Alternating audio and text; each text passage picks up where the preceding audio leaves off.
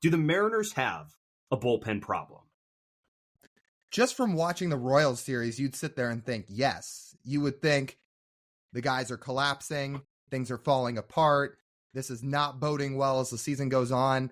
Then you actually look at the numbers, which is why it's very good to have opinions on this stuff with facts behind it, and opinions not while you're in the heat of the moment of watching games, because the two opinions you'll have in the two different settings is night and day different. Because during those games, I think we all said the same thing, saying this bullpen all of a sudden does not look like the bullpen it did in the first few months. But then you go look, even at the last 2 weeks, if you look at how this bullpen as a team has fared in the last couple of weeks, they've been totally fine. They still rank as a top 5 unit in almost every category. They do rank as a top 10 unit in all the major ERA and ERA predictor categories, along with FWAR. Really, the bullpen's been totally fine. This has been magnified because they blew a game on Monday, which in reality, the offense came back after what was a huge deficit, took a lead, and the bullpen blew a 1-run lead late. Munoz let the game go on Tuesday, only for the team to come back and win. And then, despite close games, both Wednesday and Thursday, the Mariners won those two. So in reality, the bullpen is not breaking down. It just might have felt like that at points of this Royals series. And don't get us twisted. This bullpen would be better with Paul Sewald. Let's not ignore that fact. That is a fact. I think Paul Sewald would still be a very, very, very valuable contributor to this Mariners bullpen. However, the reason Andres Munoz and Matt Brash had struggling outings was not because Paul Sewald is kicking his feet up in the desert heat in Arizona. That's not really the case. Now, hear me out. If Ryder Ryan is out there blowing a save in this Kansas City series, didn't he get sent down today? He got sent down today. Yeah. He did. If we want to talk about that small little piece of news, Ryder Ryan got sent back to Tacoma. They called up Eduardo Bizardo, they acquired him in a small trade. Apparently the front office and analytics team love that guy's breaking balls. So, for example, if Ryder Ryan, say, enters in the 7th inning of one of these Kansas City games with a 4-run lead and instantly surrenders 4 runs before you get a chance to get to Munoz and Brash, then I think we would have a bit more of a fair argument sitting here and saying, yeah, that trade might have an issue because instead of 3 elite arms, you have 2 and you're kind of stretching it out a little bit. But that wasn't the case. That was just Andres Munoz and Matt Brash not pitching as well, to say the least. Let's start with Munoz, because I think he's the actual, I would say, root-ish of the problem. He's still been pretty good this year. If you go look at his Savant page, he's been awesome. His big issue, his walk rate has doubled.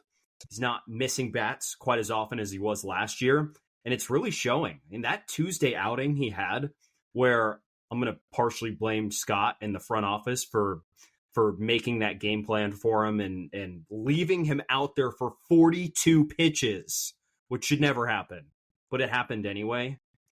That was just kind of a microcosm of what Andres Munoz has struggled with this season. That's half the problem. He shouldn't have been out there for half that outing. Once he started to get into some trouble, which it wasn't his best outing to begin with, he should have been taken out of the game. I don't care how you feel like you're lining up with your bullpen arms. Even if it's your best guy like Munoz, he cannot throw 42 pitches. No reliever's throwing 42 pitches. Not even in like a postseason game. You almost never, ever see that. I mean, I don't want to say this in the wrong way, but that was not Scott's best managerial game. I felt like his bullpen decisions were not sharp, and I didn't agree with leaving Munoz in for 42 pitches. That being said, Munoz does need to pitch a little bit better. You just mentioned the walk rate is way up. That has to come down. I don't think his sliders have been quite as sharp as they were even just a few weeks ago. I think he's just going through a little bit of a bump in the road right now. I think he has to refine that slider that's been so deadly for him. His fastball velo was down the other night too, which maybe is a sign of fatigue. I just think he has to find a way to get back to his form because I think he's just going through a rough patch right now. It does happen, even for somebody as good as Andres Munoz. What I think is curious is I wonder if he maybe starts throwing his fastball more because his fastball's been more effective than it was last year. He threw his average fastball last year was over 100 miles an hour, but hitters, yes, I'm about to throw batting average out, hit over 300 against his fastball last year. They didn't do quite as much damage as you would think, hitting through over 300 against a 100-mile-an-hour fastball, but they still were pretty effective against it, and the success was, of course, non-existent against his slider. This year, both pitches are good. The fastball's been pretty good. I believe hitters are hitting under 200 against his fastball. So maybe if he's struggling with his command and he can't locate that slider, I don't see a reason why he can't throw more of his fastballs, which I believe his fastball usage has gone down this year, which is probably hasn't helped the command as well with it. His slider, I think he's throwing nearly 70% of the time, but not landing it in the strike zone. Here's a stat for Munoz, and just seeing how the walks affect him. Since July 1st, he's walked a batter in an outing 9 times. An opponent has scored at least 1 run in 7 of those 9 outings. It's pretty important. You knew something was up with Munoz and it might be trouble when he's walking Samad Taylor on Tuesday. Lau, have you heard of him before? Samad Taylor. A little bit, just because I follow some people in the minor leagues for the Royals who I've seen his name been floated around a decent amount. I know he has some speed, but not heard of him in the same way that we had been following guys like Bobby Witt or Vinny Pasquantino before they debuted. Right. He's, I think, 50% below league average as a hitter. So when your best reliever, theoretically, is walking that guy in a do-or-die 9th inning, you think, well, maybe something's up. So I think that's really the big thing for Munoz. He's got to find more strikes, and he's got to find a little bit more effectiveness with his slider. Do you think any of this has to do with the fact he didn't have a spring training and he had multiple setbacks while trying to get back from that foot injury? Because I do think that plays a factor even as we sit here in the middle of August. I think so, to be honest. Look at this. So he came back in June through 8 2/3 innings in a full month. Then he ramped it up a little bit more in July. He threw 12 2/3 innings. And then here, a little bit over halfway through August, he's at 7 2/3 innings, and probably is on pace, at least at this moment, to break the 12 2/3 he had last month. So that's something you got to be cautious about. And that ramp up he didn't get in spring training now might be affecting him, I would think. I was thinking the same thing as you were. We're obviously rooting for Andres, not just because he is the most valuable arm in this bullpen, but also, as we talked about, so easy to root for. He's like the greatest guy. I hate that we have to sit here and say, yeah, he's been struggling as of his last few outings. But as we pointed out just a minute ago, this does happen even with the best relievers. There are points in a season where they will hit rough patches. The hope is this is not extensive for Andres and he figures it out moving forward. Despite all that, did you see Luke Arkin's tweet comparing Eddie and Andres through 3 seasons? I'd actually have to imagine it's pretty close. Believe it or not, Andres in less innings has been better than Edwin Diaz. Not through the first 3 seasons, through their first 98 games as a Mariner. That's incredible. I mean, now I know Andres had a little bit of time with the Padres before he came up, so maybe a little bit of a head start. But if you go look at this tweet from Luke Arkins, great follow on Twitter for any Mariners fan, Munoz's stats across the board, say sans strikeout rate, they're better than Edwin Diaz's was through 98 career games. He really is incredible.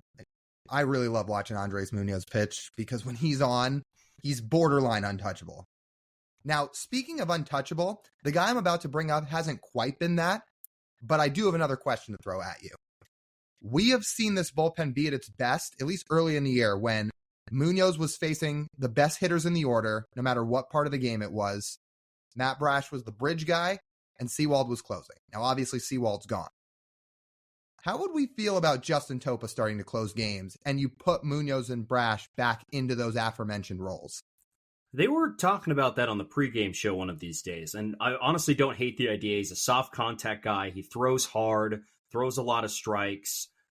It gives you really what you want. I mean, you've seen closers that are out of that mold. Joe Nathan, that's what he did, right? A lot of ground balls, sinkers, and that's what Topa does. I don't think that's a terrible idea, and it really limits the, I would say, scare of allowing a go-ahead 3-run home run when you're up 2. Since June 15th, Justin Topa has an 0.86 ERA, a 2.55 FIP, and a whip of exactly 1. Sign me right up. Munoz faces the heart of the order, Brash is the bridge guy, Topa pitches the 9th. That sounds good to me. Speaking of the bridge guy, we're not worried about Brash, are we? I don't think so. I mean, he looked unbelievable today in the ninth inning. To be honest, I think Matt Brash needs to throw more so he's sharp and his command doesn't go out the window. That's kind of what I was thinking. I think I texted you that when he got in the game. It's like, well, kind of makes sense. They're just going to throw him out there the fourth time in 5 days. I mean, if he hasn't been sharp, let's just throw him out there and let him dial his command more. And what do you know? 1, 2, 3 without an issue, right? With Matt Brash. And that's, really what Matt Brash is for people after his Monday outing. And then even when he allowed a home run a couple days later, it's like, I mean, Matt Brash has been erratic all season long. Where have you been? This is who he is for the most part. Now, his command was a little bit better last year than it's been this year. But there are outings where Matt Brash will go out there and he does not know where the ball's going. There's a lot of outings, much more than what I just mentioned, that he goes out there, is the Matt Brash that's throwing wiffle balls. Nobody touches him. He's throwing 100 miles an hour, and he's a dominant reliever. But there are outings where he just struggles to find command. I will say this. He gave up the home run the other day. That rarely ever happens to Brash. Yeah. He so rarely gives up any hard contact. When he struggles, it's because he's not throwing strikes. It's not because guys are knocking him around. To be fair, he very much missed his spot on that pitch. Cal was set up on the set up on the outside corner, and the fastball went right back over the middle half of the plate, totally missing his spot. So I would say maybe not deserve to give up a home run, but shocked that it led to hard contact. When you miss your spot, that's probably it. I will say, did see quite a few Matt Brash sucks tweets on Monday. And yes, I probably wasn't feeling great about it when he gave that up and the Royals won on a walk-off bunt. But I don't think I saw those. I don't think I saw those tweets when Matt Brash had 9 consecutive scoreless outings before that. Did you see that, Lau? Or what about the 6 consecutive scoreless outings since Paul Sewald got traded? What about during any of those? Didn't see it? No, I didn't think so. Go look at Matt Brash's Savant page, watch a few of his sliders on Pitching Ninja, and take a deep breath. He's going to be fine. That's just too logical for people on Mariners Twitter to comprehend. That you're using facts and reason. That doesn't comprehend. Maybe when we get more into this, we'll have to rank our favorite Mariners Twitter personalities and have them all on the show to make their case of why they deserve the ranking. I'm down. All I was going to say about the Brash home run is I didn't mean that he didn't deserve to give it up. It was not a good pitch. All I mean is he rarely gives up hard contact in general. That's all I was saying is the home run he gave up, that's a once in a blue moon type thing for Brash. He will not give up home runs or hard contact very often.